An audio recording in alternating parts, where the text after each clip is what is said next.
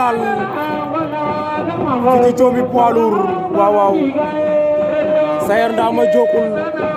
Mamou Ndiongolor alias Thiatly première demi-finale fii ci Thiomby Sindiane waaw waaw ndeysaan lamb ji kar machallah arbitre aca deuxième demi-finale arbitre sifflé na ko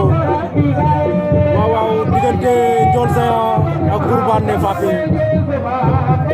ndeysaan di baal la dëgg moom Fapi waaw waaw demi-finale yaa ngi noonu Sayer Ndama Thiatly Mamou Ndiongolor Ndiol Géant Gourbane waaw waaw fii la xewee fii ci Thiomby ndeysaan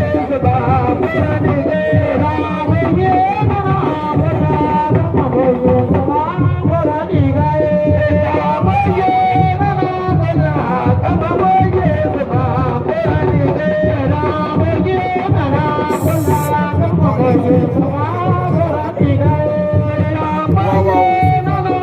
1 minute 21 secondes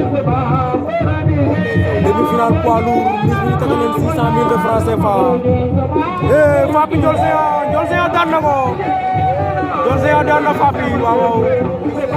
Ndiol Géant taxawaat na final ndeysaan moo jël mbam lo moom Ndiol Géant